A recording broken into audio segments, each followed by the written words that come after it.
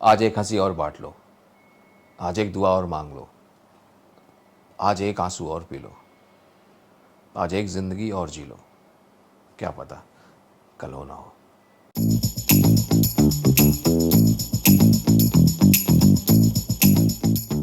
आवाज होगी शाहरुख खान की, निकालेंगे जय विजय सचान, प्रेजेंटिंग जय विजय Sachan. So that was lovely intro, Jay. Welcome, and you are my first guest on the show. So thank you so much for being here. Thank you so much. अब दोस्त होने का एक ये भी है कि Yes. पहला छुरा ना मेरी गर्दन पे चलने वाला है। So उसके लिए शुक्रिया। Yes yes. Friends हैं तो इतना तो बनता है ना, इतना तो कर सकते हैं। सबसे पहले फ्रेंड्स को लपेटते हैं। लपेटते हैं। ओके, सो मेरा पहला सवाल मुझे ये बता दो कि what makes Jay Vijay Sachan the man he is today. नहीं यार, ये बहुत अब कितना है ना, तो आप इतना बड़ा आपने कुछ बोल दिया अभिलाषा कि व्हाट्स मेक द जय विजय सचान। नहीं, ऐसा कुछ नहीं है यार, मैं बहुत सिंपल लड़का हूँ। अपने दैट वी ऑल नो, हम सब जानते हैं। तो बस यार मैं हमेशा इस चीज़ पे बिलीव करता हूँ कि आप अपना काम करते रहो। सबसे इम्पोर्टेंट होता है कि सपोज अपन लोगों को हंसाते हैं, लोगों को एंटरटेन करते हैं, अगर मुझे लोगों का प्यार मिल रहा है, सबसे इम्पोर्टेंट पार्ट वही होता है। और आई एम ब्लेस्ड कि लोग मुझे प्यार करते हैं। सो जय, ये पूरी जर्नी जो अब तक की है, since the time you started, जब से इंडस्ट्री में आए, कैसे देखते हो अपने स्ट्रगल से लेके आज तक की? अगर मैं 24 तक की बात करूँ तो कैसे देखते आई हो एम अपनी सो पूरी हैप्पी। लाइफ जर्नी को? बहुत अच्छी। मैंने मुंबई में मैं 2015 में आ गया था। मैं तब से लेके आज तक एवरी सिंगल डे, मतलब मैं सिर्फ वो सपना जी रहा हूँ। मुझे मुंबई ने सब दिया जो मतलब मैंने सपना देखा था, जो मैं चाहता था, मुंबई ने मुझे सब दिया। तो मैं बहुत शुक्रगुजार हूँ ईश्वर का, लोगों का, जिन्होंने इतना प्यार दिया। मैंने एंजॉय किया वो हर चीज़, बट सब कुछ बड़ा कैलकुलेटिव किया मैंने कि मैं कुछ भी कर लूँ। जैसे यूजुअली लोग करते हैं कि उन्होंने कोई भी चीज़ कर ली, ये भी कर लिया, वो भी कर लिया, तो उसमें क्या होता है ना कि आप डिस्ट्रैक्ट होते जाते हो अपने गोल से। तो आपको डर लगता है कि यार फाइनेंशियल स्टेटस आपका वो ख़राब हो रहा है, पैसे नहीं है, तो अब ये भी कर लो, फिर वो भी कर लो, तो क्या होता है आप अपने गोल से धीरे धीरे दूर होते जाते हो। मैंने सोचा था कि नहीं, मेरे को यही करना है। मैं तो हर दिन इस चीज़ का लुत्फ़ उठाया मैंने कि यार मैं मुंबई में हूँ, क्योंकि मैं बड़े छोटे शहर से आता हूँ, मेरे लिए तो सपना था। राइट। तो each and every single day मैं आज भी, मतलब मैं खुश होता है यार, मैं मुंबई में रहता हूँ यार। मतलब छोटे शहर वालों के लिए बड़ी बात होती है, बहुत मैं बड़ी आज भी वही हूँ। मतलब आपके अकाउंट में थोड़े पैसे आ जाने से मतलब मैं दिमाग में वो चीज़ें नहीं आनी चाहिए। तो मैं खुश रहता हूँ उस चीज़ को लेकर। बट स्टिल वो इनिशियल डेज जो स्ट्रगलिंग फेज था एक, जब अपनी अचीवमेंट्स को के लिए यू वर ट्राइंग, सो वो क्या था? कुछ बता सकोगे हमें? ये ज़रूर था, जिसको स्ट्रगल देखिए बहुत अलग अलग तरीके का होता है। राइट। ज़रूरी नहीं कि सिर्फ वो पैसे का हो। मेरे पास उस वक्त पैसे का भी था, है ना, कि बहुत चीज़ें होती हैं कि यार अब पेरेंट्स बोलेंगे तुमने नौकरी छोड़ दी है, उसके बाद में तुमको ये टीवी भी करना है, कोई कुछ ज़िंदगी में कोई कुछ नहीं कर पाया, तुम वहाँ जाके क्या करोगे, कैसे? हम तो पैसे नहीं देने वाले। तो यहाँ पर मैं आया था, मैं आर्य कॉलोनी में रहता था, मेरा कॉलेज का एक जूनियर था, और अभी वो भी बड़ा प्रोडक्शन मैनेजर है वो। तो हमारे पास पैसे नहीं होते थे, बट चल जाता था। ऐसा कभी नहीं हुआ कि मैं कभी भूखे सोया हूँ या फिर मेरे को प्लेटफॉर्म पे सोना पड़ा हो। मतलब आई एम सो ब्लेस्ड कि ये कभी दिक्कतें नहीं हुई। बस ये था कि यार पैसे नहीं है, तो क्या, जैसे वो सिंपल है ना कि अपने बड़ा पाव खा लिया और ये खा लिया, वो खा लिया। हम दो तीन लोगों ने मिलके कुछ खाना बना लिया, एडजस्ट कर लिया। काम नहीं था तो काम के लिए आप क्या करते हो, ऑडिशंस देते हो। वो एक सिंपल सा रूल है, आप ऑडिशन देते थे। तो उसी टाइम पे आप भी उसमें थे, हैशटैग फेम राइट। एक ऐप थी जिसने मतलब मुझे मुंबई में सबसे ज़्यादा सहारा दिया। कि आप बैठे बैठे आपके पास, जब आपके पास पैसे ही नहीं है और आपके पास एक रीजनेबल अमाउंट आने लगा, जहाँ पर आप लाइव जाते थे और आपको उसका पैसा मिलता था और आपको बोलने का पैसा मिल रहा है, तो अपन जिस चीज़ में अच्छे हैं अपने को बोलने का पैसा मिल रहा है। तो धीरे धीरे वो चीज़ें वहाँ से होने लगी कि यार पैसे आपके आने लगे, आप ऑडिशंस देते थे, जाते थे, लोगों ने रिकॉग्नाइज करना शुरू किया, फिर काम मिलना शुरू हुआ। और राइट। इतने इतने साल हो गए और कभी कोई ऐसी कोई दिक्कत नहीं। स्ट्रगल होता है। अब स्ट्रगल अभी ऐसा होता है कि अरे यार आज ये वाला, जैसे अब 2 शोज आ गए थे, यार ये वाला करना चाहिए कि वो वाला करना चाहिए। कभी उस छोटी ये चीज- स्ट्रगल होता है। अभी ये स्ट्रगल होता है कि अभी मैंने टिकट करा ली थी, अपने घर जाना था, अभी घर नहीं जा पा रहा, मेरा शो आ गया, या फिर मुझे मैं भूल गया था, अरे मेरे को कल वहाँ जाना था। तो स्ट्रगल अलग अलग तरीके के होते हैं। लोगों ने थोड़ा उसको ऐसा बड़ा कॉम्प्लिकेटेड बना दिया कि स्ट्रगल को इंजॉय करते हैं आप। हाँ, लेकिन जब किसी के पास ऐसी प्रॉब्लम होती है कि आपके पास पैसे नहीं है, वो थोड़ा सा लोगों के लिए दुखदाई हो जाता है, बाकी एंजॉय करते हैं सब। जब मुंबई आए थे, if I am not wrong, कुछ ही टाइम के बाद ही देन एक हादसा हुआ था पर्सनल लाइफ में. सो आई रिमेंबर वो फेज भी when you were very low, और जब लाइक इनिशियली शुरुआत से तुम्हें देखा है हम लोगों ने. बहुत complicated सो था वो। That was the most difficult phase of your life. Yes. जब आपके ब्रदर की मेरे छोटे भाई की डेथ हो गई Death थी हुई रोड थी। एक्सीडेंट में। राइट. मैं शो कर रहा था, बीच में पता चला कि मेरे भाई की डेथ हो गई है, तो वो बहुत, तभी मैंने शो अपना ख़त्म किया था। तो वो चीज़ें ऐसी होती हैं ज़िंदगी में, पता है आप चीज़ों के लिए तैयार नहीं होते हो, कब आपकी ज़िंदगी में ऐसी चीज़ें आ जाएं। वहाँ पर आपको ये भी निभाना है कि आप एक आर्टिस्ट हो, और वहाँ पर ये भी निभाना है कि आप अपने आपकी फैमिली है, उसमें आपका मतलब है, आपका मेंबर चला गया है। और मैं अपने भाई से बहुत प्यार करता था, और शायद ही ऐसा कोई भी दिन होगा जो मुझे आज भी तकलीफ़ नहीं होती इस चीज़ को लेके कि मेरा भाई मेरे बीच में नहीं है, हमारे साथ नहीं है अभी। वो बहुत डिफ़िकल्ट था, अनडाउटली बहुत ज़्यादा डिफ़िकल्ट था वो, कि मैं करूँगा क्या। मतलब मेरा तो सपोर्टिंग हेड चला गया, क्योंकि मेरा भाई था जो बोलता था कि आप भैया परेशान मत हो, मैं देख रहा हूँ ना। तो मेरे घर का जो यहाँ का जो रेंट था मेरा भाई देता था, क्योंकि मुझे नहीं पता था कि अपन ना दिल्ली से चल गया था, वहाँ पर इतना था भी नहीं, क्योंकि उसके पहले मैं दिल्ली में जॉब करता था। यहाँ पर आया तो ये नहीं पता यहाँ सिक्योरिटी लगती है और ये लगता है, पैसा लगता है। अनडाउटली मुंबई बहुत एक्सपेंसिव है, तो वो कैसे मैनेज करना। तो बेचारा उसका पूरा सपोर्ट था। वो छोटा था, बट मेरे उम्र से ही सिर्फ छोटा था, बाकी हर चीज़ में ही बड़ा था, कि वो अपने भाई का मेंटली भी सपोर्ट कर रहा है, फाइनेंशियली भी सपोर्ट कर रहा है। वहाँ मेरे घर में मेरे पेरेंट्स को भी वही सब देख रहा था।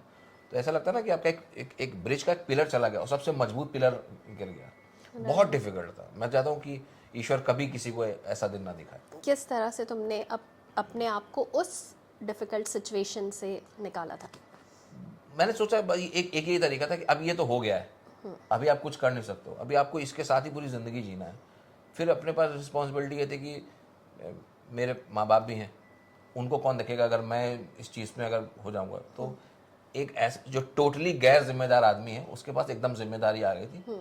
लेकिन मुझे लगता है जब ईश्वर आपको पेन देता है ना, तो उससे निपटने के लिए ना ताकत भी दे देता है। और अब थोड़ा लाइटर ये करते हैं, मुझे ये बता दो कि जब शो पे जाते हो, किसी भी शो के लिए जाते हो, सो उससे पहले ऐसी कोई चीज़ होती है जो जहन में चलती है कि मतलब रहता है कि कुछ अपने आप को खुद लाइट मूड में लेके आते हो, या फिर कैसे कैसे वो चीज़ स्टेज का जो वो स्टेज वाला ऐसा होता है कि मैं कॉर्पोरेट शोज करता हूँ, और कॉमेडियंस के लिए कॉर्पोरेट शोज करना बहुत डिफिकल्ट हो जाता है। जितने भी कॉमेडियंस इस बात को समझते होंगे, तो उसमें क्या होता है, मैं ही मानता हूँ एक बैटल फील्ड है वो। आप जो प्रिपेयर करके गए हो ना, वो पक्का नहीं चलना उधर पे। वहाँ पर कोई एक पर्टिकुलर आपकी स्क्रिप्ट है ना, वो चलने वाली नहीं है। क्योंकि आप किसी बड़ी कंपनी के उसमें गए हो ना, 200-400 लोग वहाँ पर बैठे हुए हैं, कोई सीईओ है, कोई एमडी है, कोई ये वैसा, कोई सर्कल हेड है, वो मैनेजर साहब हैं। तो क्या होता है, सब एकदम टिप टॉप, एकदम पॉकेट में हाथ डाल के ऐसे बैठे होते हैं वो इतना हंसी भी बड़ी मुश्किल से निकल रही होती है। राइट। तो क्या होता है, आपको इम्प्रॉन भी वहाँ बहुत चीज़ें करनी होती है जो उनको पसंद आए। और अभी तो ये हो गया कि आप ये नहीं बोल सकते, वो नहीं बोल सकते हो। तो क्या होता है, अपन एकदम प्रिपेयर होकर जाते हैं कि ये नहीं चलेगा तो ये चलेगा। कंट्रोल कैसे कर पाते हो अगर कुछ आ रहा होता है ऐसे कि यार ये बोल देना चाहिए? बहुत मन होता है उसको, इतना जेन्युइनली ना बड़ा मुश्किल होता है कि आप मन आ रहा है ना कि इन पे जोक मार दो। लेकिन पहले 200 आदमी मेरे को मना करके गए कि नहीं, इन पे जोक नहीं मारना। मैं एक शो के लिए गया था, तो एक बैंक का एक शो था, उसमें बहुत मेरे को बोला कि ना कि मैम आने वाली, उनके बारे में बोलना नहीं। अब 200 बार मेरे को बोल दिया कि मैम के बारे में बोलना नहीं है, तो नजर उन्हीं पे जा रही हो, सबकॉन्शियसली आपके दिमाग में वही चढ़ गया। अब चलते शो के बीच ना मैम आ गई, मेरा अपना शो चल रहा था, उसके बीच अभी क्या वो अटेंशन उनकी तरफ चली गई ना। राइट। तो मैंने कहा यार इतना बढ़िया सब चल रहा था, अभी आके इन्होंने गेम खराब कर दिया। फिर मेरे को 1 2 3 स्टार्ट करना पड़ता। तो मैंने कहा मैम आप बड़ी खूबसूरत लग रही हैं। पीछे से बोल रहे नहीं बोलना नहीं। तो उनको बहुत खूबसूरत सी थी वो, उन्होंने अपने फोरहेड पे इतनी बड़ी सी बिंदी लगाई हुई थी। तो मैंने कहा मैम आप बहुत प्यारी लग रही हैं और आपकी बिंदी बहुत अच्छी लग रही। तो हंसने लगी। पीछे सब लोग परेशान के भी क्या बोलेगा। मैंने कहा मैं कुछ बोल सकता हूँ आपके लिए? उन्होंने कहा हाँ बोलो। तो मैंने कहा आपकी बिंदी कम और परमाणु बम लॉन्च करने की बटन ज्यादा लग रही है। तो उन्होंने एंजॉय किया, बाकी सब लोग हंसने लगे। तो अपन क्या एंजॉय करते हैं, ऐसा नहीं रखते कि कुछ कॉम्प्लिकेटेड सा हो गया या कुछ ऐसा बोल दिया। किसी का दिल भी नहीं दुखाना और लोगों को मजा आना चाहिए। तो मैं एकदम प्रिपेयर होकर जाता हूँ। और मैं हर शो ऐसे करता हूँ कि मेरी जिंदगी का आखिरी शो है, कल नहीं करना कोई। Being one of the biggest fan of Shahrukh Khan, so मतलब जब से हमने देखा है, हमें जय में शाहरुख खान का वो नजर आता है कि यार इससे बड़ा कोई फैन है। सपना था, मेरी जिंदगी का सबसे बड़ा सपना था।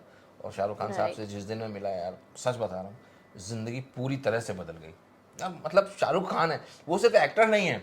लोगों को लगता है शाहरुख खान मतलब इतनी बड़ी हस्ती, जब आप अपनी जिंदगी के स्ट्रगलिंग फेज से जी चल रहे हो, कितने लोग आवाजें निकालते हैं। मैं थोड़ी ना बड़ा कोई तुर्रम खाऊं।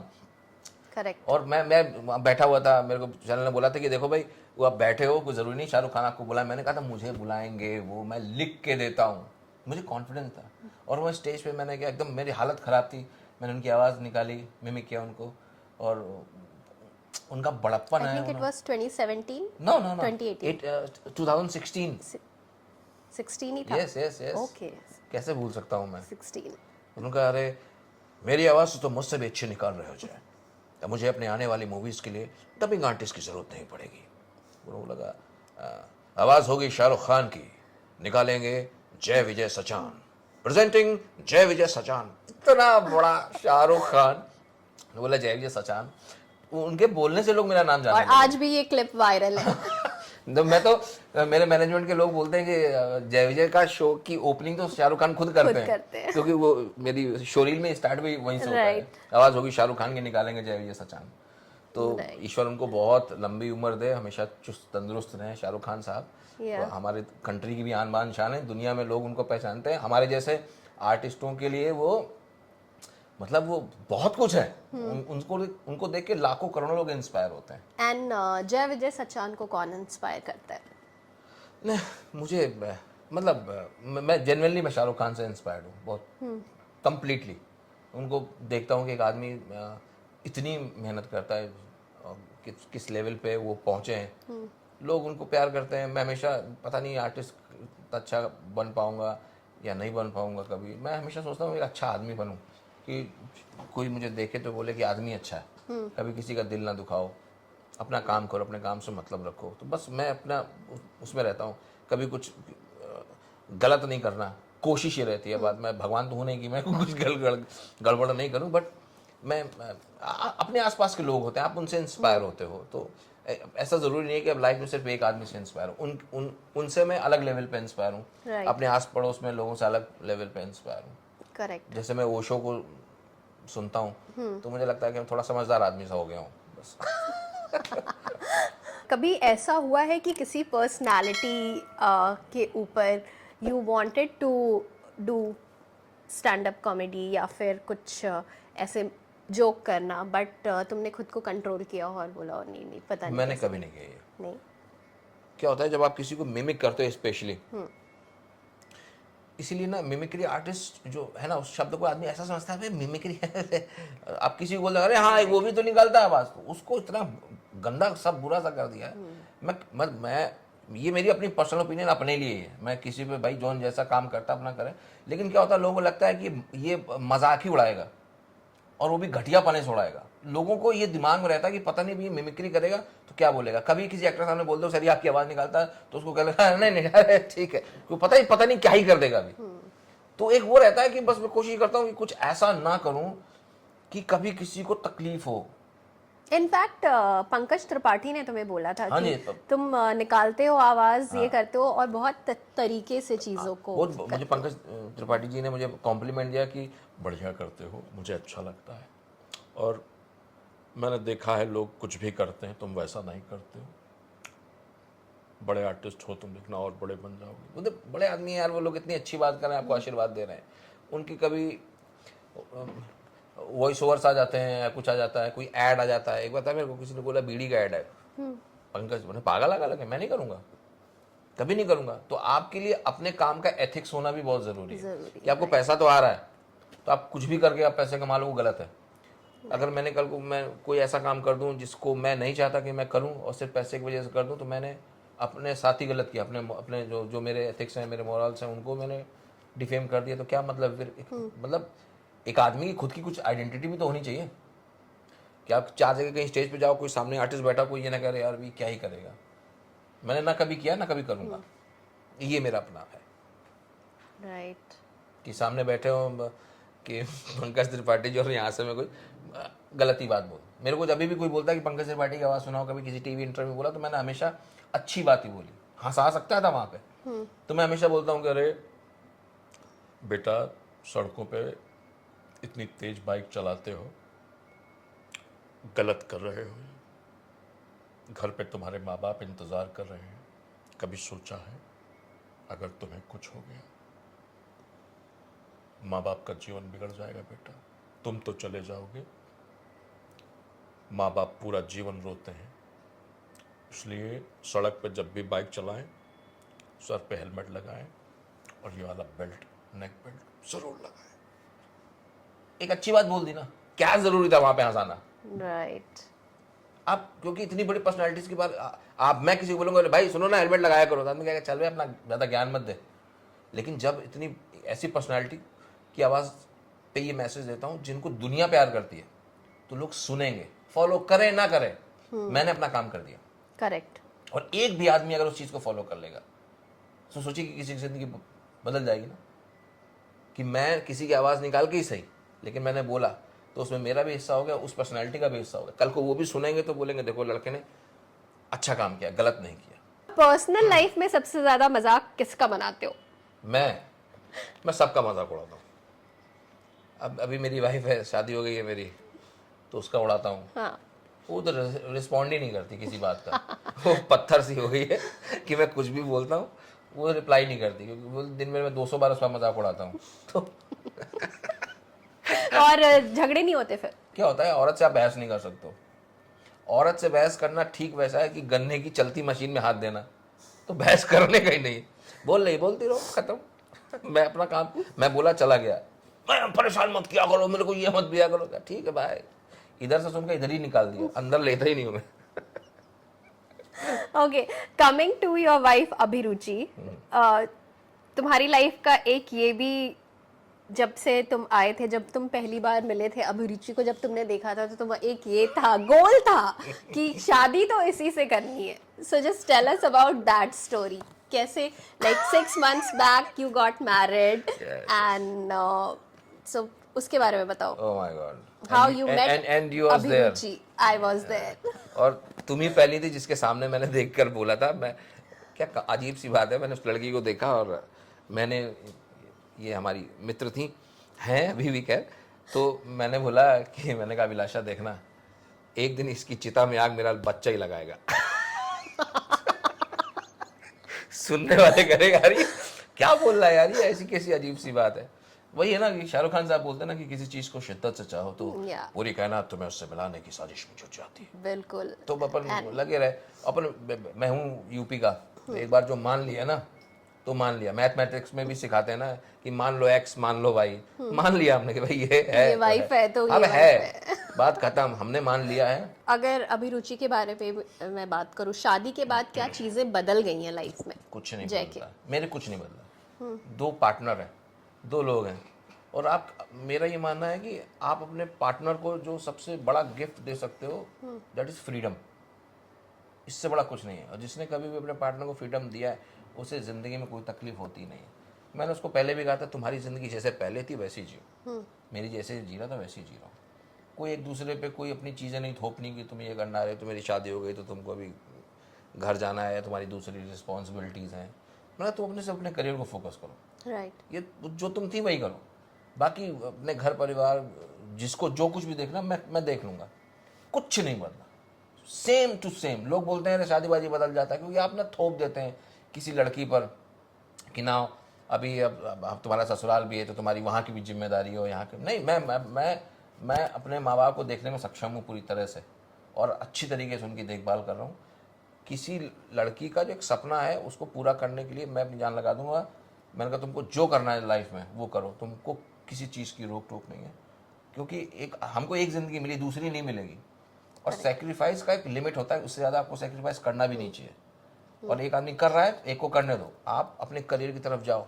लाइफ में एक मोमेंट पे, टाइम पे पहुंच के आप ये नहीं बोलो कि मैं अपनी ज़िंदगी में ये करना चाहता था या चाहती थी, मैं नहीं कर पाया। हज़ारों लाखों करोड़ों लेडीज़ में होता है कि वो अपनी लाइफ से कॉम्प्रोमाइज़ करते हैं, वो अपने गोल तक नहीं पहुंच पाती, वो पूरी ज़िंदगी बच्चे को पालने में लगा देती हैं। तो मैं हमेशा बोलता हूँ, मैं भी हूँ कि अपनी ज़िंदगी की सबसे खूबसूरत 10-20 साल माँ होती है ना, अपनी जवानी की सबसे खूबसूरत साल ना माँ अपने बच्चे को पालने पोसने में लगा देती है, और जब बच्चा बड़ा होता है तब उस माँ को छोड़ के कहीं चला जाता है, वो अपने जॉब के लिए चला गया, कहाँ चला गया। तो वो जो औरतों का सेक्रीफाइस है ना, उनको कोई नोटिस भी नहीं करता।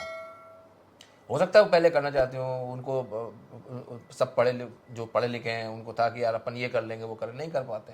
तो ये सोसाइटी आपको इतनी ज़बरदस्ती की चीज़ें दे देती है कि आपको ये करना चाहिए। तो मैंने अपनी वाइफ को बोल के रखा है, तुम अपनी ज़िंदगी जियो, खुल के जियो, तुम्हारा जो सपना है अपने सपने को तुम अपने पाओ, मैं तुम्हारे साथ खड़ा हूँ, हमेशा खड़ा रहो। मेरे को पता है, मैं कॉमेडी लेडीज़ पे करता हूँ ना, तो मेरे को टैक्टिक्स पता है कैसे कब लेडीज़ को कैसे हैंडल करना है, बेस्ट तरीके पता है मेरे को, तो मैं हैंडल बहुत आसानी से कर और लेता तुमने तो उसका भी एक मीम वीडियो बना दिया था जहाँ वो गा रही थी। हूँ। हाँ, अरे आप मैं कहीं शो से आया हुआ था, वो सच में था, ऐसा नहीं उसको क्रिएट भी नहीं किया था, वो सच में था। या मैं सो रहा था एकदम एकदम, आप क्या होता है कि आप डीप स्लीप में जा रहे हो ना एकदम, और तुम कुछ वो अपने वोकल एक्सरसाइज कर रही थी, वो अपने ट्रेनर से अपना लाइव, तो वो लोग अपना, मैंने कहा यार ये आवाज़ कहाँ से आ रही है, मैंने जाकर देखा तो मैंने कहा पागल है कि कभी भी शुरू हो जाती है। तो वो बट हंसी मजाक के साथ चलते रहना चाहिए। राइट। वो एक दूसरे पे वो, मैं कुछ चीज़ें जानबूझ के भी क्रिएट करता हूँ ताकि यार हंसता खेलता माहौल होना चाहिए ना। अब वो मेरे बच्चे चिल्लाती रहती है आधे घंटे।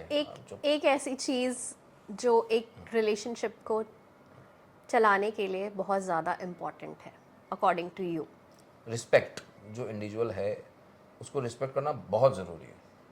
आप ना उस पर अपने आप को लाद देते हैं, अपने थॉट्स को, अपने ख्यालों को, आप उनको अच्छी चीज़ें बताओ, क्योंकि ज़रूरी नहीं उसको वो चीज़ें पता हो, बट उससे उसकी कभी फ्रीडम मत लो।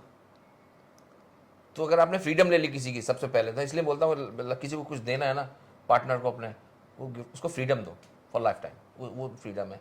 रिस्पेक्ट है, उसकी जो बात है उसकी बात मैं समझता हूँ, वैल्यू करो, उसकी बात को वैल्यू करो, पूरी लाइफ में प्रॉब्लम नहीं होगी, गारंटी के साथ। So on that note, I have a surprise for you.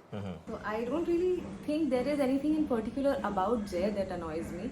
Of course, when he wants to annoy me, he really knows how to do it. But if I have to think about one particular thing, it would be that when he's sleeping, तो सोते time भी phone में कुछ ना कुछ बजता रहता है, या तो ओशो रजनीश के वीडियोस या फिर कोई न्यूज़ डिस्कशन, लाइक समथिंग और दी अदर इज़ ऑन, और वो भी ऐसे फुल वॉल्यूम पे। सो that can get annoying sometimes. One thing that I love about Jay, काफ़ी मुश्किल सवाल है, बिकॉज एक चीज़ पिक करना पॉसिबल नहीं है मेरे लिए. I feel that I truly love him for the person that he is, और and I genuinely say so, because जो भी जय को जानते हैं, जितने भी लोग जानते हैं, they know that you don't come across people like him every day. He is different and he's just amazing. तो सबसे ज़्यादा I feel I love him for his honesty and sincerity and how he is always there. चाहे वो काम हो या personal life हो, he gives his 100% and he's the most sincere and honest person that I know. Also, he perfectly balances everything.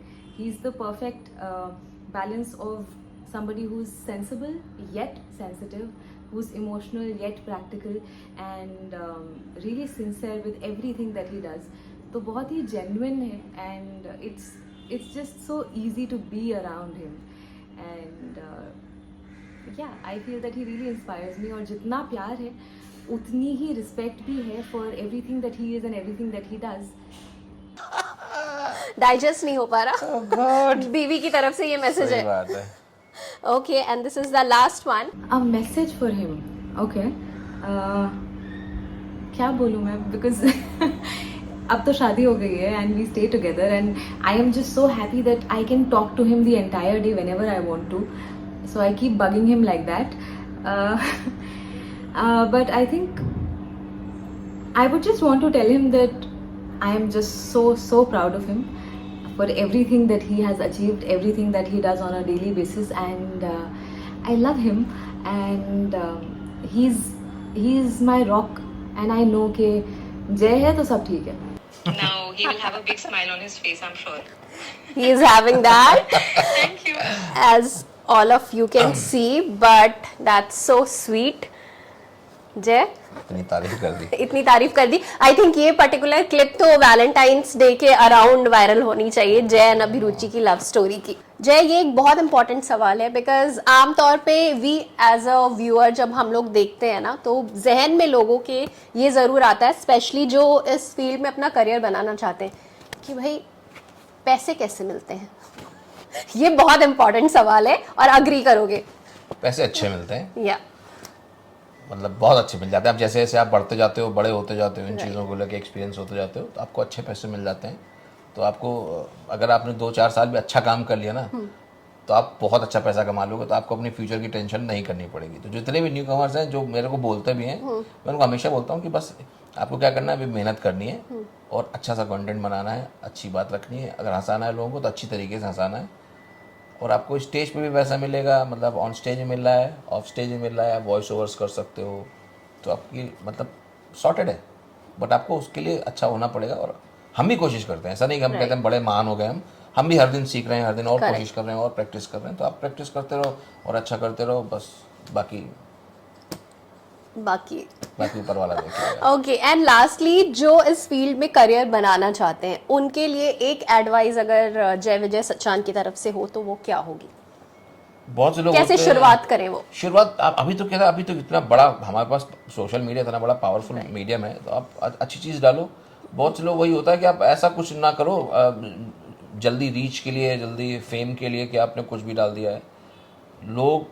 लोगों को problem होती है, आर्टिस्ट को। आपने देखा है कि कितने आर्टिस्ट ने, जैसे अनिल कपूर साहब ने, जैकी श्रॉफ ने, बच्चन साहब ने, सब ने अपनी पर्सनालिटी राइट्स ले लिए हैं, क्योंकि आप उनके बारे में जब इस तरह की कुछ बात कर रहे होते हो कि कुत्ता कैसे बोलता है उनके विस्तार में, ये कैसे बोलता है, और वो अलग अलग तरीके से, तो वो ऑफेंड होते हैं। तो आप अच्छी तरीके से जाओ, करते हुए जाओ, पढ़ लिख कर आओ। हमेशा ऐसा नहीं करना है कि आपको आपने पढ़ाई लिखाई नहीं करनी है। अपना अच्छी ग्रेजुएशन करो, पोस्ट ग्रेजुएशन करो, आराम से लाइफ में एक्सपीरियंस लो, जॉब वगैरह करो, पैसे कमाओ।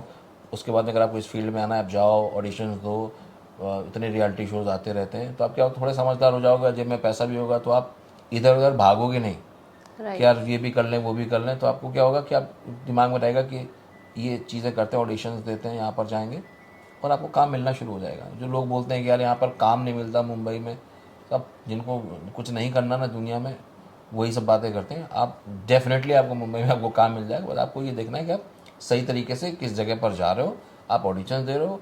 आप अगर सोशल मीडिया पर अच्छा काम कर रहे हो, आप इंडस्ट्री वाले आपको वहाँ से बुला लेंगे। आपको सिर्फ क्या है, कोशिश करना है कि आप बेहतर करो बस। जय, बहुत ही मज़ेदार चैट रहा ये, अकॉर्डिंग टू मी, एंड काफ़ी टाइम से मुझे ये शो करना था तुम्हारे साथ, and I am really honoured and thankful कि तुम मेरे पहले गेस्ट हो। मुझे जेन्युइनली अच्छा लगा शो पे। मैं सच में ना अभिलाषा, मैं जेन्युइनली बोल रहा हूँ, मुझे इतना अच्छा लगा, इसलिए नहीं कि तुम मेरी दोस्त हो, मुझे इसलिए अच्छा लग रहा है कि शायद किसी को ये भी इंटरेस्ट है कि एक आदमी, एक आर्टिस्ट की ज़िंदगी के आसपास भी क्या हो रहा होता है। ज़रूरी नहीं है कि वो, अगर वो कॉमेडियन है तो अभी भी बैठ के हंसाया है हमें, जो कि मैं हर जगह कर सकता हूँ। बट अच्छा लगता है कई बार आप खुल के अपने लोगों से बात करो। मुझे लग ही नहीं रहा था कि ये पॉडकास्ट है, मुझे लग रहा था कि मैं अपने दोस्त से बात कर रहा हूँ। वही फैक्ट, ना कोई बनावट, ना तो आपके जो व्यूअर्स देखेंगे कि ना तो उनको इम्प्रेस करने के लिए, ना आपको इम्प्रेस करने के लिए, किसी को नहीं। मैं जेन्युइनली, मुझे इतना अच्छा लगा कि मैंने ना, मैं जैसा हूँ मैं वैसे ही आपसे बात कर ली। ऐसा मेरे को कुछ ये नहीं था कि मैं एकदम बड़ा टिप टाप होके घर से तैयार होकर रहा हूँ। मुझे लगा था कि एकदम बेसिक होना चाहिए, और मुझे बहुत अच्छा लगा। Thank you so much for having your show. देवियों सज्जनों, अगर आप अभी तक आपने अभी का शो सब्सक्राइब नहीं किया तो जाइए और जाके सब्सक्राइब करिए, बेल आइकॉन दबाना बिल्कुल